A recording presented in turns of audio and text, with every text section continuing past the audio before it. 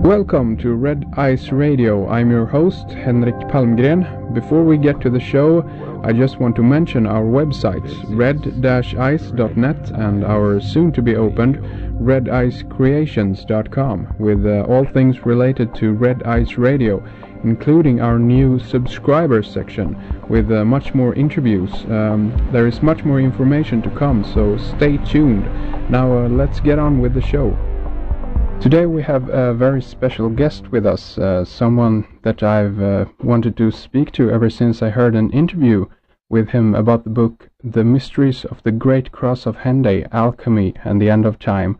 I'm talking about Jay Weidner, and I can also mention here that Jay co-authored that excellent book together with Vincent Bridges, so I don't want to leave that out here. But today we have Jay with us, and I'm very proud to have him on the program. And Jay is not only an author, he is also a filmmaker.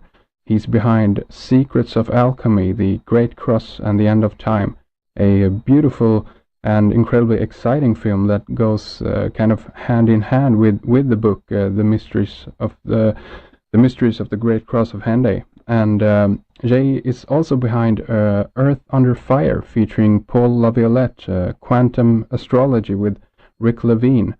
Also Art Mind with Alex Gray, an awesome artist who, among other things, have done the artwork for the excellent band Tool, if you might be familiar with them. And Jay also has done Healing Sounds, Alchemical Healing, Yoga of Light, and Healing the Luminous Body, and much more. So Jay is involved in a lot of things, many interesting projects and many interesting people, and I think a few of you out there are familiar with some of the names I mentioned there. So, and I can also mention right away here that you can find much more about Jay and about his films at his websites.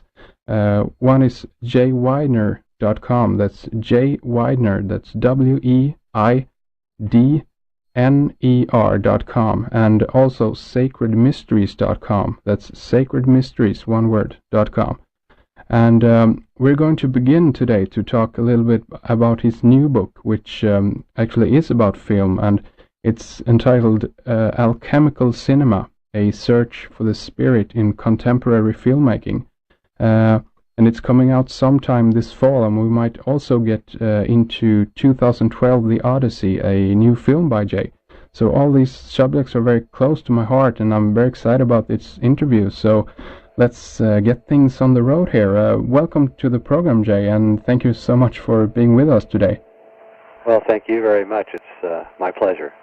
Yeah, it's great to have you here. You're involved in so many interesting things, and I find it really nice that you're such a person that use all means necessary, so to speak, to get out your material, not only through books then, but I'm talking about through film and through DVD, and also, of course, through the internet. So maybe we could begin if you would like to, for those who don't know you or have heard about you before, if you could mention a little bit about your background and how you ended up writing and making films about these kinds of subjects.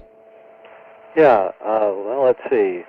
My original, I was a journalist and a writer, pretty much a dyed-in-the-wool scientist, materialist. This is back in the early 80s. I didn't believe in things that were spiritual or in extra-dimensional manifestations or anything like that, and I encountered a book in 1986 called Mystery of the Cathedrals by an unknown author named Tolkiens Lord.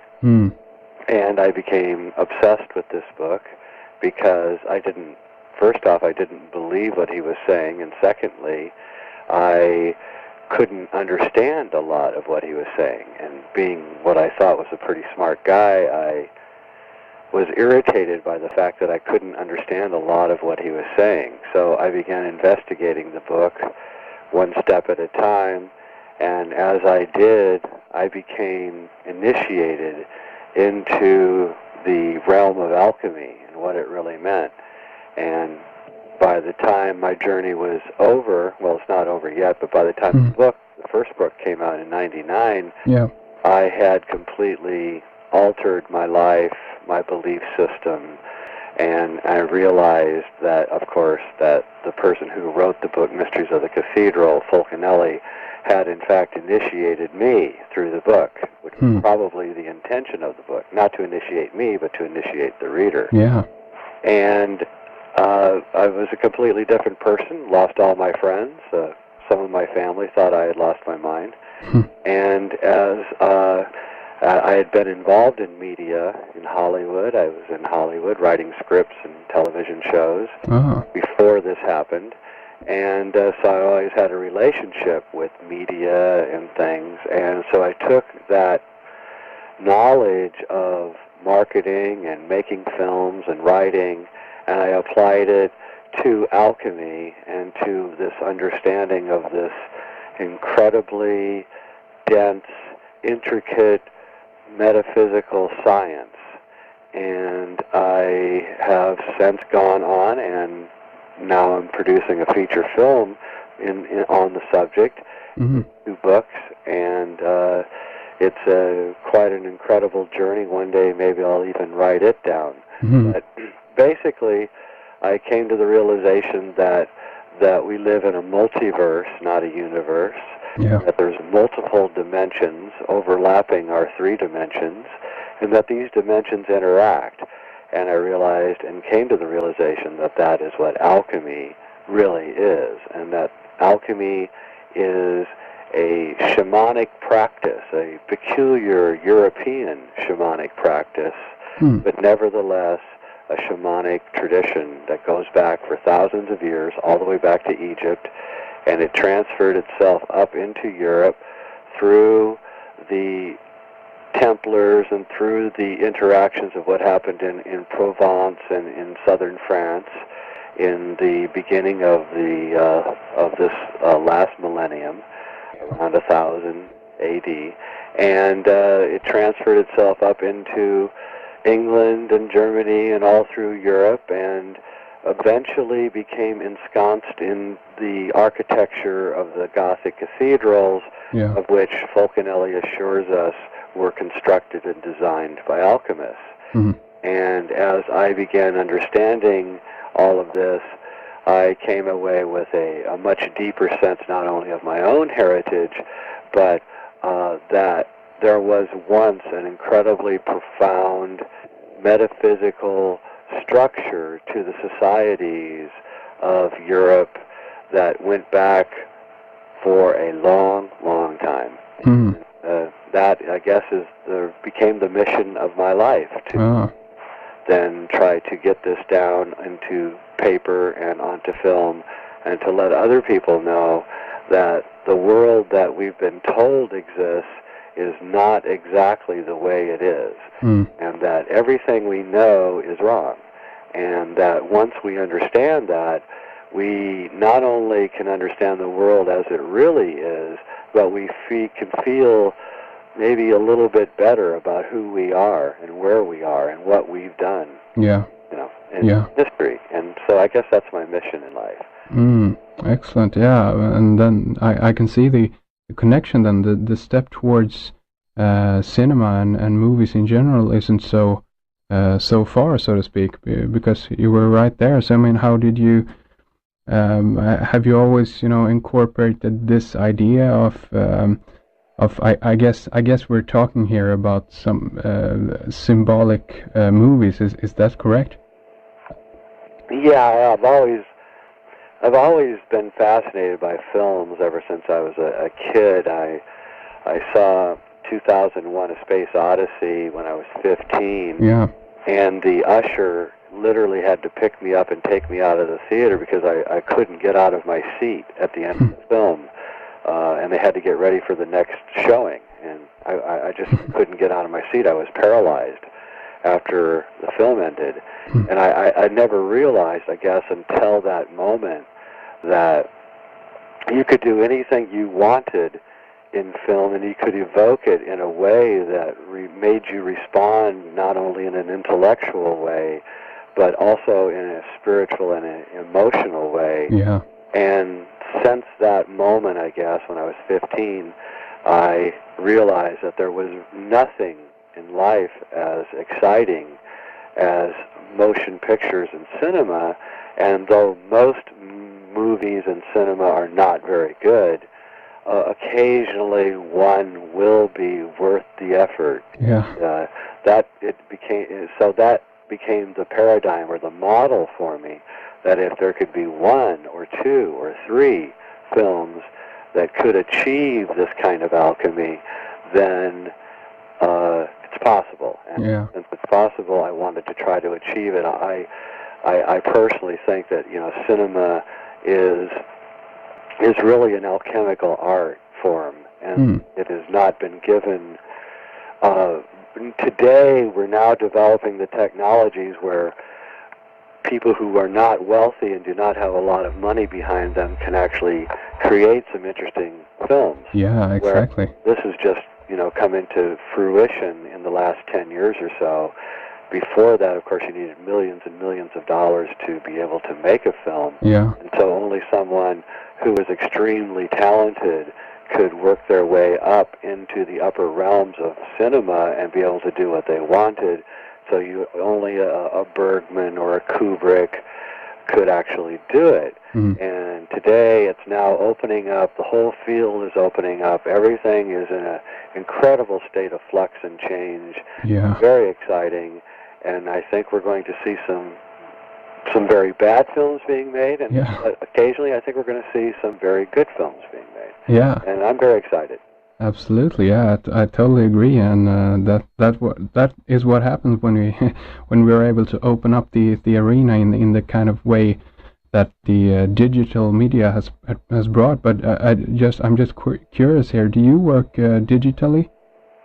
Do you work? I do. I used to shoot film, and I love film as a medium, and I think it's in many ways superior to the digital medium, but I can't compete economically with the digital medium. It is just so cheap to make a film that it's just beyond. There's no comparison. I mean, exactly.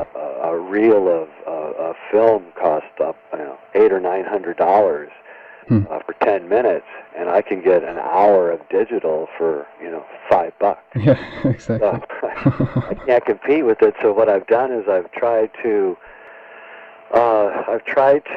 massage the digital medium into making it as palatable as I can towards the look of cinema. Yeah. I think I've achieved that. I think I've got a ways to go.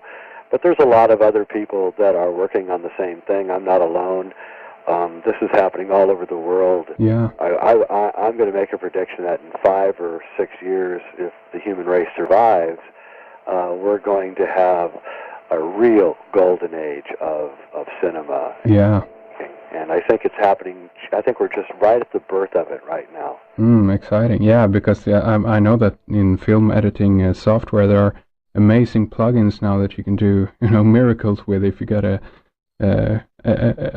take away, just as you say, the digital feel of it and make it this analog kind of mush out the colors and really get the best out of the footage, so to speak. So yeah, that's right. I think that's exactly right. I think that we have to. I don't do in my filmmaking. I don't do MTV kind of trickery, thing like that. I try to treat the subject that I'm approaching with complete respect. Yeah. I don't need weird camera angles or fast cutting. To me, that means you don't have any content. Yeah. I like to say the 3 most important words in filmmaking are content, content, and content. So, if you don't have content, then all of your technical expertise is useless. Yeah. And I think that's my strongest suit in this, is that I do have a lot of good content, and I also know the technical side. Although I'm not an expert in the technical side, I know it enough to be able to pull off what I think needs to be done.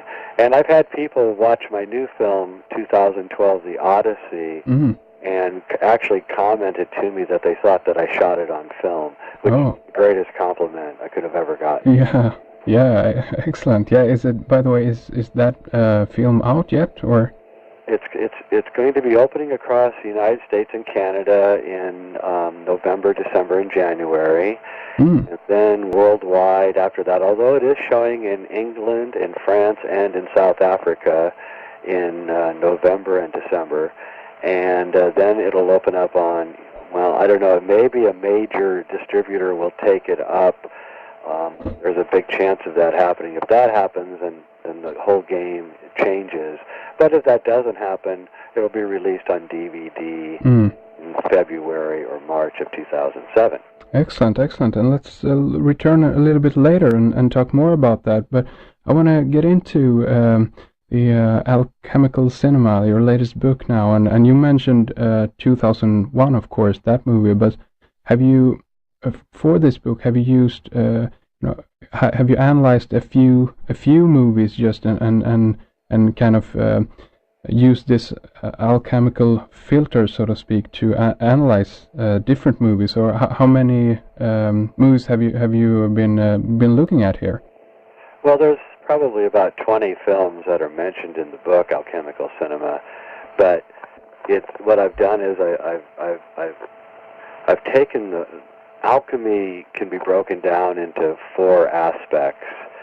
Reality can be broken down into four aspects, but alchemy is in many ways a four-part process.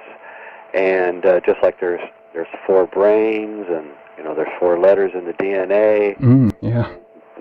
I took the four levels of the tree of life and the central pillar, and then I used films to evoke each one of these sephira into showing people that each different level of alchemical reality can be unveiled in certain ways, and then I used certain films, to show how this is unveiled. And of course, 2001, A Space Odyssey, of which you can read my article, Alchemical Kubrick, on my website, free of charge, is really, to me, the greatest alchemical film of all time. And I also used Lord of the Rings, both the book and the movie, to show that there is a history going back thousands of years. You may or may not know that Tolkien insisted that Lord of the Rings was the true history of Europe 7,000 years ago. And I try to show that this is exactly right, and that it's actually an alchemical history. Tolkien insists that his books are about the closing of what he calls the Third Age and the beginning of the Fourth Age. And that coincides directly with the knowledge from the Cross of Henday, which says that each age is 6,500 years long, and that the end of the Third Age happened 6,500 years ago, exactly when Tolkien dates his books, and that the end of the Fourth Age is at hand right now, and we are in the throes of the death of the Fourth Age, the Age of Iron, the Kali Yuga, depending on what terms you want to use to describe what's happening right now. Very interesting. So each of these films tries its best, each of these essays tries its best to show that these films that I'm using in the texture of the book are describing certain alchemical modalities, even if the filmmakers don't know it, because there's in alchemy, alchemists believe that there's an overmind, or a sphere of influence that surrounds our reality, and that we're constantly being influenced by this invisible sphere of influence. So even if the filmmakers don't know that they're evoking alchemical principles, and in some cases they may not, they still manage to do it, although I do know that Stanley Kubrick was a big fan of alchemy and the Kabbalah, and many, many books in his library were reportedly on alchemy. He had texts by Nicholas Flamel and many others. So I know for sure that he was influenced by it.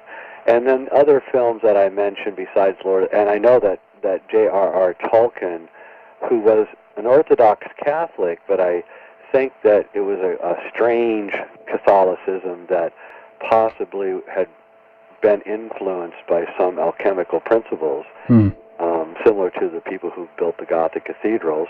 And then the other films that I mentioned are Terminator by James Cameron, which is really about where this age will head if it doesn't end. In other words, if this current age we're in does not end in 2012 or does not end next year or in 10 years, then we probably are going to be heading to some kind of Terminator-type future where the human soul, they will attempt to download the human soul into the machine. Yeah. The machine will then become, the device that overruns our world. Yeah.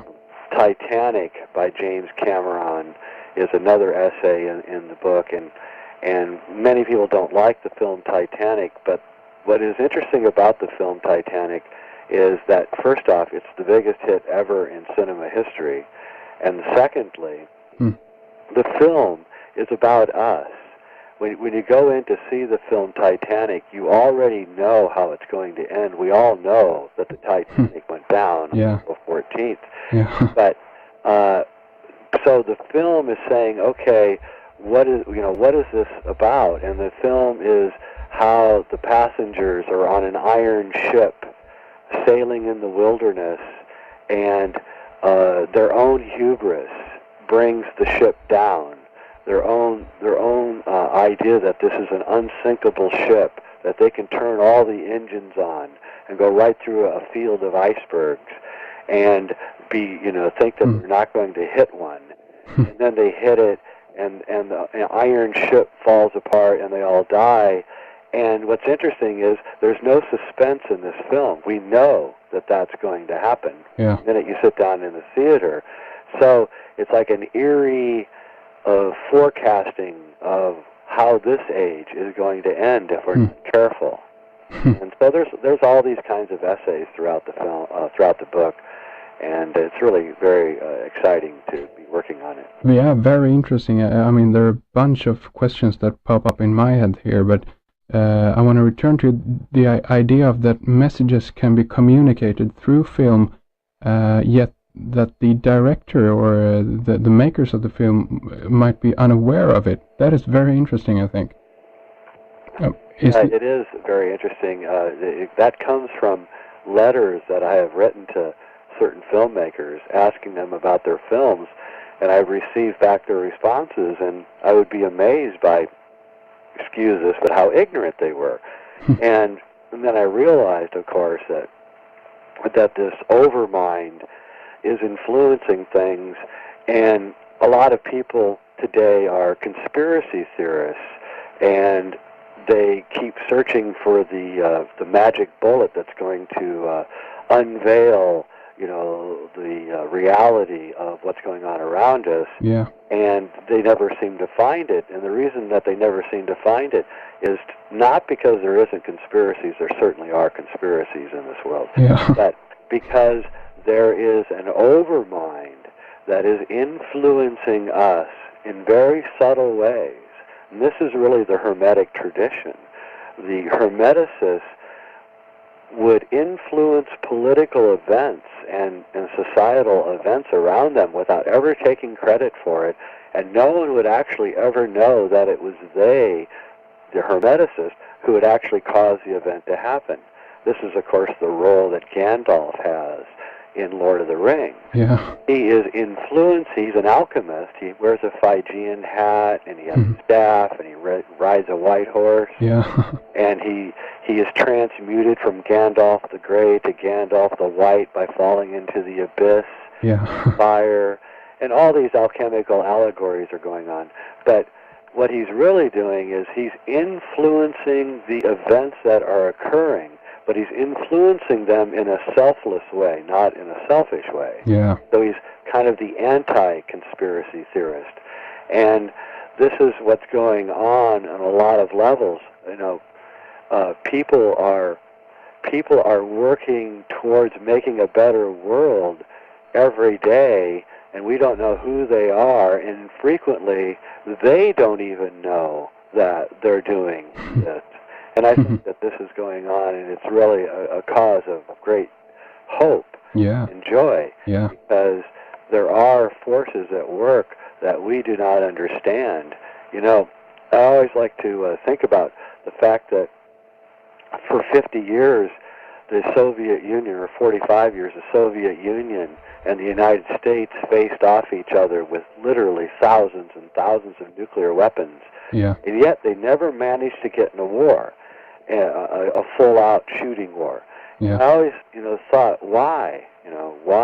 Why didn't a mistake happen? Why didn't, a submarine captain accidentally launch a missile? Yeah. And it is quite a miracle to think that we actually didn't destroy ourselves in the Cold War. Yeah. And I think that, again, this is some kind of overarching influence of this meta-dimensional overmind that is influencing us and changing us and nurturing us every day. And this experiment, this great alchemical experiment that is us, that is history, is coming to a close here, and the end of the experiment is at hand, and we're seeing it. And this is why there's so much turmoil in the world today, because the people in power don't want the experiment to end because they will lose their power. And, so this is what's going on, I think, in a very real way, and it's happening in art, and it's happening in science. Like quantum physics is rising up right now, which is an alchemical view of science. And this is why you see things that on the internet, for instance, that you wouldn't have never dreamed of even reading about 10, 15 years ago, yet here it is, plain as day, on the internet, and anyone can read it. Yeah. So I'm not a Pollyanna-ish person, but I am an optimist, and I do believe that things actually are getting better. Yeah. Believe it or not. Believe it or not, yeah, that's right. I mean, but do you think that things are already a done deal, so to speak? I mean, it seems like there are many issues that we have to solve before we can continue or go into the new, so to speak. But I mean, do you think that what is it that we have to do to make this a possibility? Or do you think that it is a done deal? Well, I don't think it's a done deal. I think that we're still at that bifurcated place. We're at that crossroads, and we have to make right decisions and all of that, and do the right thing. But when you boil water, you turn the heat on, and the water boils, and the water reaches a state of furious boiling, and then it turns to steam. So its essence is changed at the moment of its greatest chaos, and it's changed into another form which allows it to escape. Okay? Yeah. And I think that's what's going on now. We're on the back burner of history, and everything is beginning to boil, and it's about to change into steam, and we're going to escape. It's really the secret of transcendence. We're going to transcend this historical reality, and just as water changes just as boiling water changes from water to steam, pretty much in that instant when the temperature gets high enough, as soon as the temperature of this historical reality gets high enough, we're going to transfer our reality from one to another, and we're all going to kind of look back at what was going on and say, what were we thinking of? Why were we doing that? Yeah. Why were we so angry at each other? And we're going to be kind of embarrassed and sheepish about the whole thing. And so, it's not that we don't have a lot of work to do. We do. Yeah. And the fact that, we have radio shows, or that people are on the internet and people are talking, and things have changed. Yeah, indeed. I used to know a very wealthy man who let me into his library of 15,000 books, very rare books. This is 25 years ago. And he let me read as many of the books as I wanted to read. And so I did. And today, on the internet, I can find 75, 80% of that information from those rare books on the internet. Things that people would never have believed 15, 20 years ago is now, up on the internet, public for everyone to see. The problem is, of course, that the internet is not intellectually suited for browsing in the right way. Yeah. So unless you know what you're looking for, you can't find it. Yeah, It's exactly. an accident. And that is a problem with the internet. I'm a literary person, and I love books. I'm sitting in my room right now surrounded by hundreds of books. And so I'm pained by the death of the literate society. But at the same time, I know that the literate society, the literate world, has constraints on it, and that these constraints, what books do is they change the way you think, and they compartmentalize the way you think, and that's very good for logic and for understanding problems, but it's also very restraining. There's a great book by an author named Leonard Shlain called The Alphabet versus the Goddess. It's about how the written word destroyed the spiritual society that existed for thousands of years, threw us into history. And I think that that's right. And I think we're beginning to leave the literate world behind, and we're moving into a world of symbol. And symbol is the way that the overmind communicates with us. Words are indeterminate. Words can be manipulated, but symbols hit us on an interior level, and that's why I'm so interested in cinema and video, these things, because symbols can be used in those, as Stanley did with his black monolith in 2001: A Space Odyssey, and in a second, the numinous mystery of the symbol goes deep into a place inside us that words can never reach. So, there's a saying that a picture is worth 1,000 words. Well, I say a symbol is worth 1,000 pictures. Yeah, that's right, actually. That's a good one, yeah. I wanted to ask you, because of the movies, of course, Lord of the Rings, but also Terminator. As one thing that that popped up in my head when you mentioned those movies was that towards the end of the movie, there is the general theme in both of them, I guess. The second Terminator film, I should say, and the last Lord of the Rings movies, because they end in this.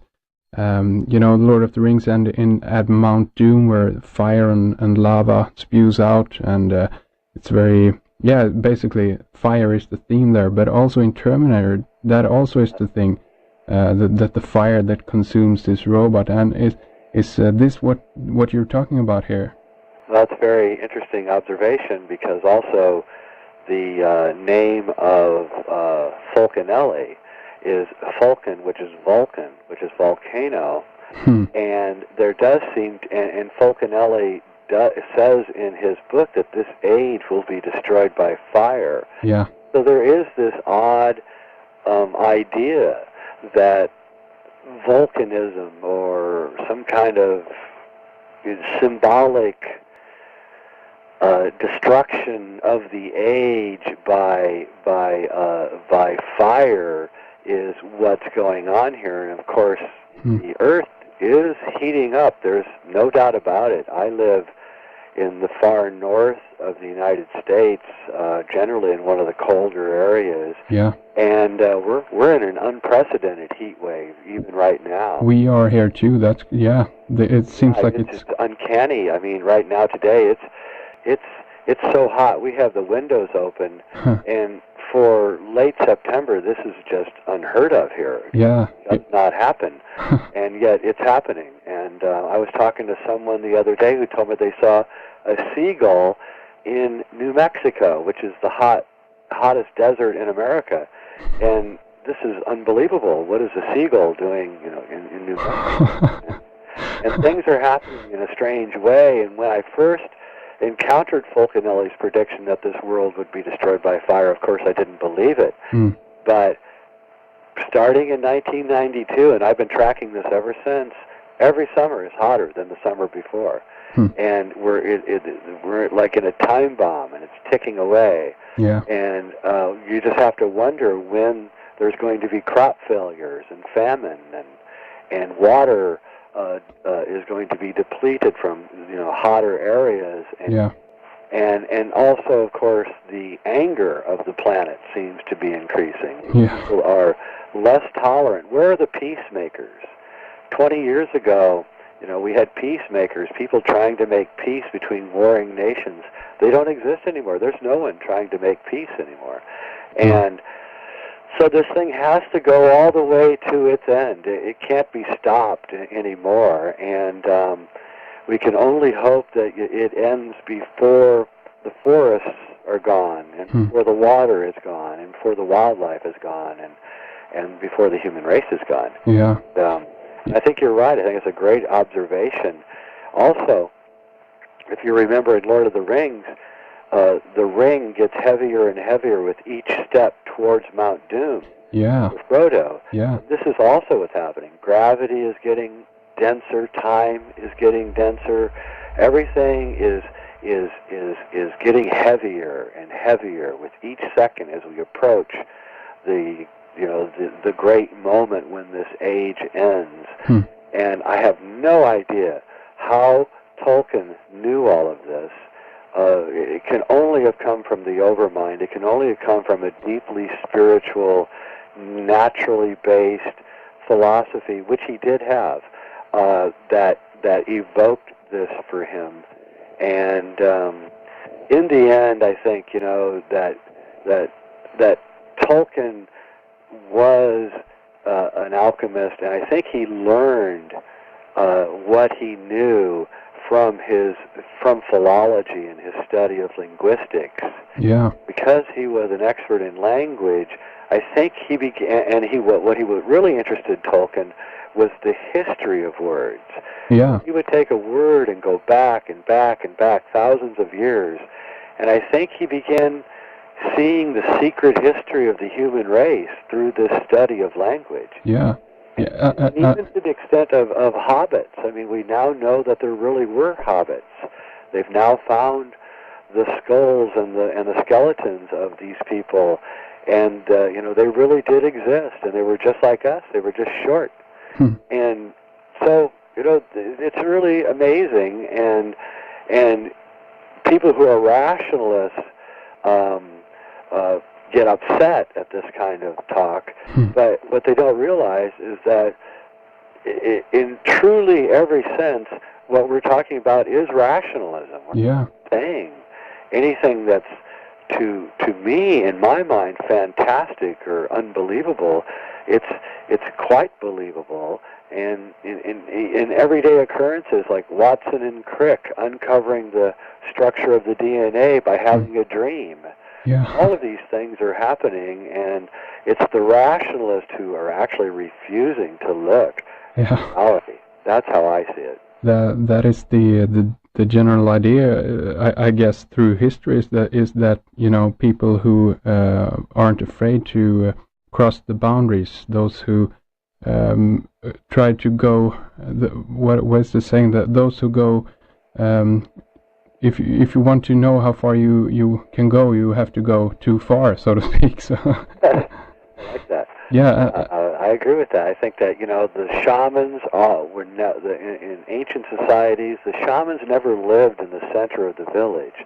They always lived on the outskirts of the village because they were kind of an embarrassment to the people in the village. And, it's kind of a metaphor because if you live out at the edge, you get to see what's coming first. Yeah.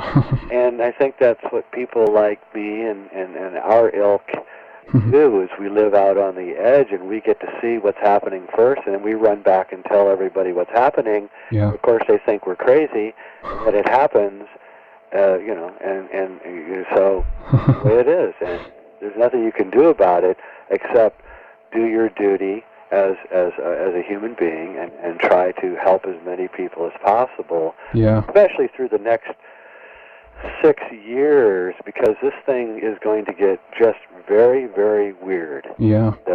And I would say by 2010, 2011, things are going to be so weird that people are going to come to people like us and ask us what's going on.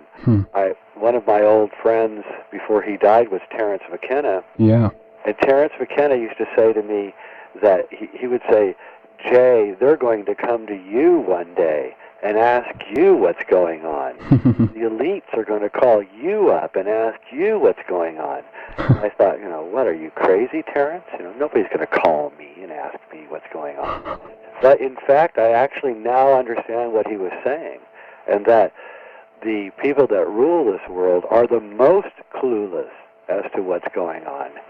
And they're eventually going to realize that they're not in control and that they better, do some fact gathering. When they do, then they will come to people like you and I and ask us what's going on. And I have no doubt about it anymore. I think Terence knew that because they were probably coming to him and asking him what was going on. Interesting. And do you think this, we speak of destruction here, if we take the idea that this is a, if I can use the word, a holographic, or as you used earlier, a multiverse, a multifaceted aspect that is kind of expressing itself here, this destruction, is this then both on a symbolic level and on a really physical kind of even geological level, I guess. Is that something you would agree with? Absolutely, I do. The magnetic fields of the Earth are dropping rapidly right now. They're at the lowest point in 3,000 years. Yeah. Again, the weather is changing rapidly, which is due, by the way, to the dropping of the magnetic fields. Yeah. And I think that the magnetic fields of the Earth have acted like they've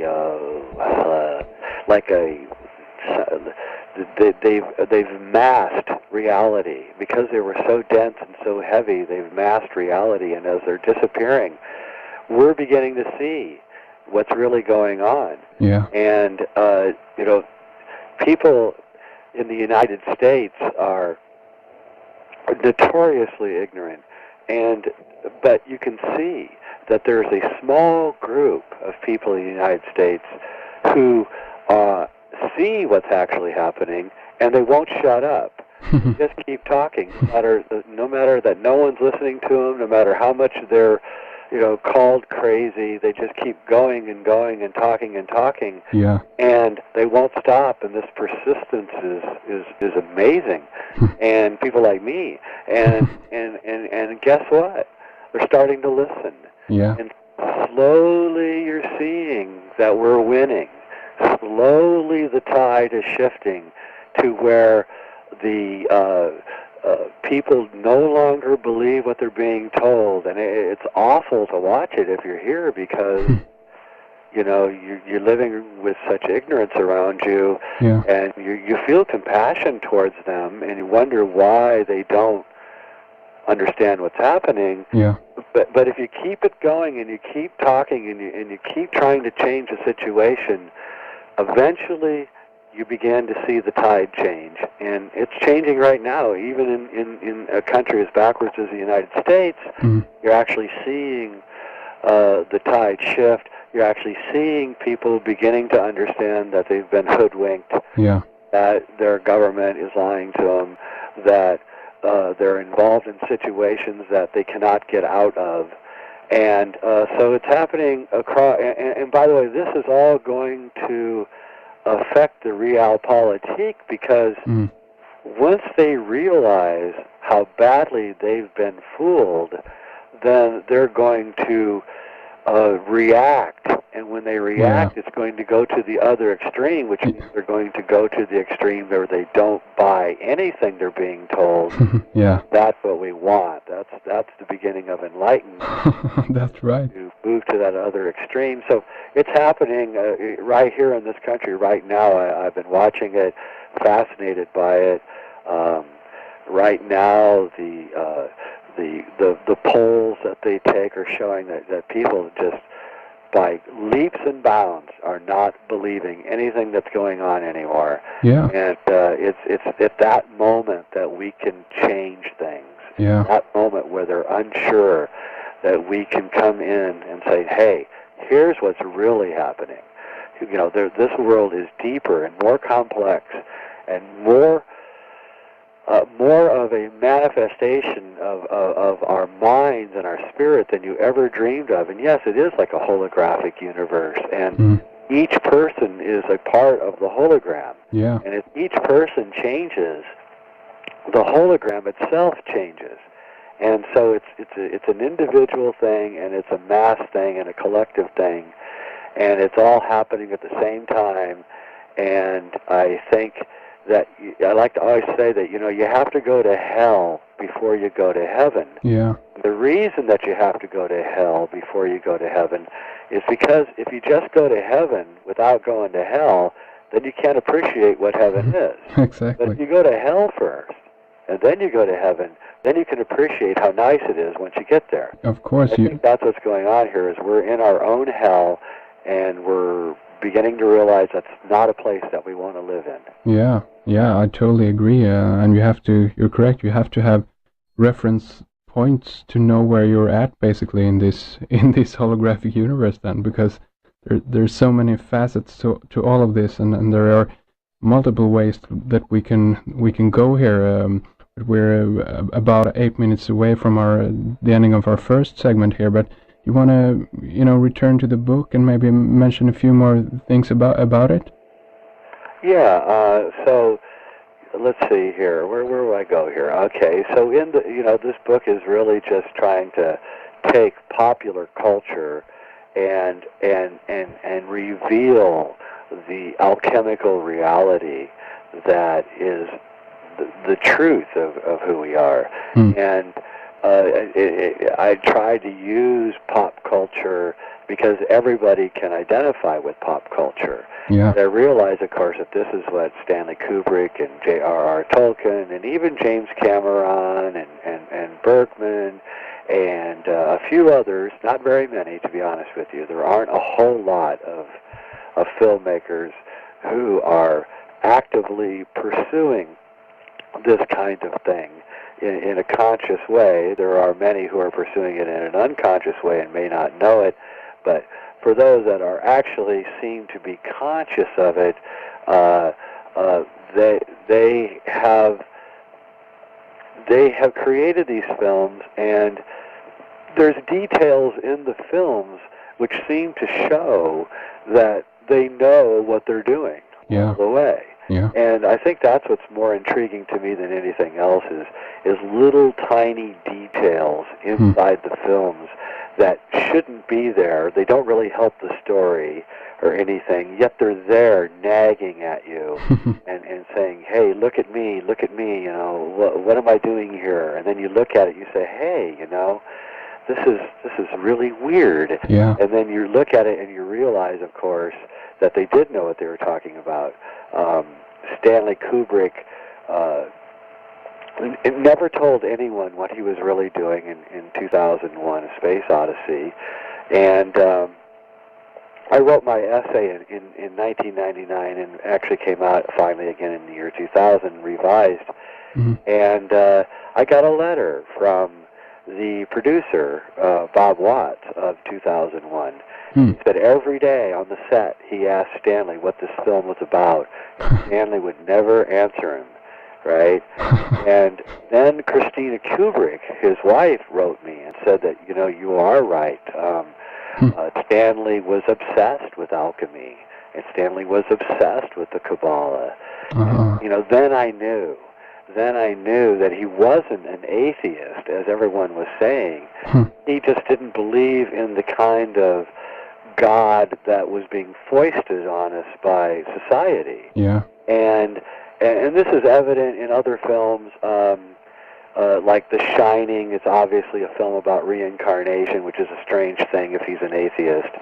Yeah. And I just actually met Malcolm McDowell a couple weeks ago, who was the star of A Clockwork Orange. And Clockwork Orange is an incredibly prescient film about, in fact, even the title, which it means, what's something organic. It looks organic on the outside. It looks like an orange, but inside it's filled with clockwork, and it's like a machine. So, what he's saying is that, we're becoming machines, and if we're not careful, we will be machines. And of course, Stanley was obsessed with this idea that if the human race doesn't change, it's going to become machine-like. This is what Hal was. Yeah. And this is also in the film that he never finished, but Spielberg finished, AI, or artificial intelligence. This is what it's saying. And so there's this kind of downwardness into the downloading of the human soul into the machine that I think Stanley thought was the greatest nightmare of all, in which I completely agree. Yeah. It is the greatest nightmare of all. But Stanley also shows us that it's not going to happen. In 2001, he shows us that there will be a transcendent moment before this is allowed to happen, at which, man becomes the superhuman, man becomes the star child, and returns to Earth to change the world. Yeah. And so, ultimately, 2001: A Space Odyssey is, in fact, the most optimistic film ever made. What's just interesting about this is that 2001, the year, which was 33 years after Stanley made the film, turned out to be probably one of the most important years in the history of the world. Yes, indeed. Not just because of 9/11. Yeah. Because of a lot of other things. I mean, and listen to, even the Two Towers, the Lord of the Rings movie came out. I mean, the first movie came out 2001, the second 2002, and it isn't at all far apart here. No, it isn't, and there's all these other uncanny things. The supposedly, if you believe the government, the first building that the terrorists supposedly targeted was the UN building, which is a black building, and it looks just like the monolith. Yeah. Right? Yeah. It's like, and then you look at some other things which are quite disconcerting about 9/11. One of which no one ever mentions, is that the three main symbols of Freemasonry are the two pillars, Joachim and Boaz, and then the third one is a pentagon. And on every Freemasonic initiation chamber, that's what you have. You have the two pillars, and then you have on the wall a pentagon. Yeah. Okay? Yeah. This is exactly what was struck on that day. Yeah. And, it's just like, what does this mean? Why is it? Why did it happen, and why doesn't anyone ever talk about it? Yeah, absolutely. There's so much interesting stuff here, and Jay, I think that would be an excellent cliffhanger to end this segment in, basically here. But in the last minute or so, why don't you tell people how to get your book and so forth? Yeah, well, the book Alchemical Cinema is not out yet, but if you write to me at jayweidner@sacredmysteries.com, I can line up a copy for you when it comes out.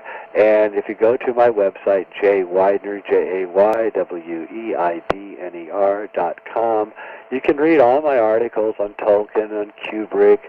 They're all there for free, and you can look at some of my other stuff. I've got a very good article about 2012 called The Topology of Time. Yeah, excellent. And I think then you get a better idea of what it is that I'm saying. And if you're interested then I would really highly recommend you get my film Secrets of Alchemy, and then go read the book Mysteries of the Great Cross of Henday. Yeah. So then you won't think that I'm a complete wacko, that I might actually have done some research here.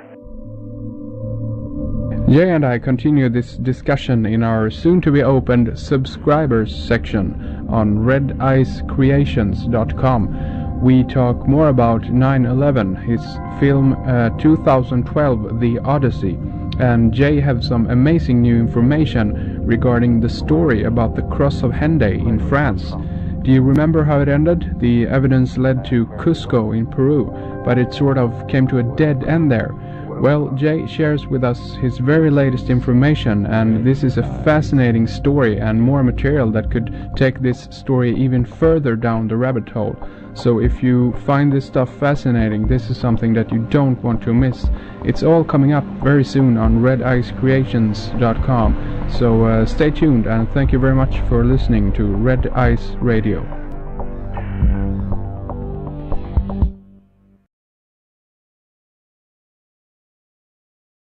Basically, I came to the realization that we live in a multiverse, not a universe. Yeah. That there's multiple dimensions overlapping our three dimensions, and that these dimensions interact. And I realized and came to the realization that that is what alchemy really is, and that alchemy is a shamanic practice, a peculiar European shamanic practice, but nevertheless a shamanic tradition that goes back for thousands of years, all the way back to Egypt, and it transferred itself up into Europe through the Templars and through the interactions of what happened in Provence and in southern France in the beginning of this last millennium, around 1000 AD, and it transferred itself up into England and Germany and all through Europe, and eventually became ensconced in the architecture of the Gothic cathedrals, of which Fulcanelli assures us were constructed and designed by alchemists. And as I began understanding all of this, I came away with a much deeper sense not only of my own heritage, but that there was once an incredibly profound metaphysical structure to the society. You're such a person that use all means necessary, so to speak, to get out your material, not only through books then, but I'm talking about through film and through DVD, and also of course through the internet. So maybe we could begin if you would like to, for those who don't know you or have heard about you before, if you could mention a little bit about your background and how you ended up writing and making films about these kinds of subjects. Yeah, well, let's see. My original, I was a journalist and a writer, pretty much a dyed-in-the-wool scientist, materialist. This is back in the early 80s. I didn't believe in things that were spiritual or in extra-dimensional manifestations or anything like that, and I encountered a book in 1986 called Mystery of the Cathedrals by an unknown author named Fulcanelli, and I became obsessed with this book because first off, I didn't believe what he was saying, and secondly, I couldn't understand a lot of what he was saying, and being what I thought was a pretty smart guy, I was irritated by the fact that I couldn't understand a lot of what he was saying. So I began investigating the book one step at a time, and as I did, I became initiated into the realm of alchemy and what it really meant. And by the time my journey was over, well, it's not over yet, but by the time the first book came out in 99, I had completely altered my life, my belief system, and I realized that, of course, that the person who wrote the book Mysteries of the Cathedral, Fulcanelli, had in fact initiated me through the book, which was probably the intention of the book, not to initiate me, but to initiate the reader. Yeah. And I was a completely different person, lost all my friends. Some of my family thought I had lost my mind. And as I had been involved in media in Hollywood, I was in Hollywood writing scripts and television shows before this happened. And so I always had a relationship with media and things. And so I took that knowledge of marketing and making films and writing, and I applied it to alchemy and to this understanding of this incredibly dense, intricate metaphysical science. And I have since gone on, and now I'm producing a feature film on the subject, 2 books, and it's quite an incredible journey. One day maybe I'll even write it down. But welcome to Red Ice Radio. I'm your host, Henrik Palmgren. Before we get to the show, I just want to mention our websites, red-ice.net, and our soon-to-be-opened redicecreations.com, with all things related to Red Ice Radio, including our new subscribers section, with much more interviews. There is much more information to come, so stay tuned. Now let's get on with the show. Today we have a very special guest with us, someone that I've wanted to speak to ever since I heard an interview with him about the book The Mysteries of the Great Cross of Henday, Alchemy and the End of Time. I'm talking about Jay Weidner, and I can also mention here that Jay co-authored that excellent book together with Vincent Bridges, so I don't want to leave that out here. But today we have Jay with us, and I'm very proud to have him on the program. And Jay is not only an author, he is also a filmmaker. He's behind Secrets of Alchemy, The Great Cross and the End of Time, a beautiful and incredibly exciting film that goes kind of hand in hand with the book, The Mysteries of the Great Cross of Henday. And Jay is also behind Earth Under Fire, featuring Paul LaViolette, Quantum Astrology with Rick Levine.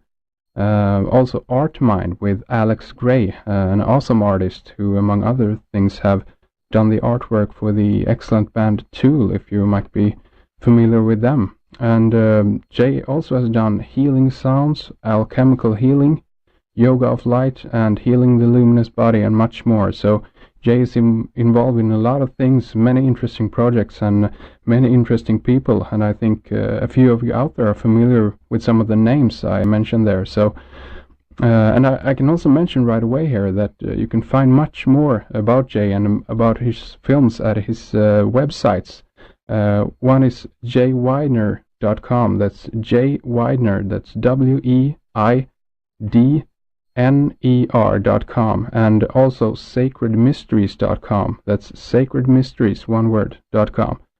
And we're going to begin today to talk a little bit about his new book, which actually is about film, and it's entitled Alchemical Cinema, A Search for the Spirit in Contemporary Filmmaking. And it's coming out sometime this fall, and we might also get into 2012, The Odyssey, a new film by Jay. So all these subjects are very close to my heart, and I'm very excited about this interview. So let's get things on the road here. Welcome to the program, Jay, and thank you so much for being with us today. Well, thank you very much. It's my pleasure. Yeah, it's great to have you here. You're involved in so many interesting things, and I find it really nice that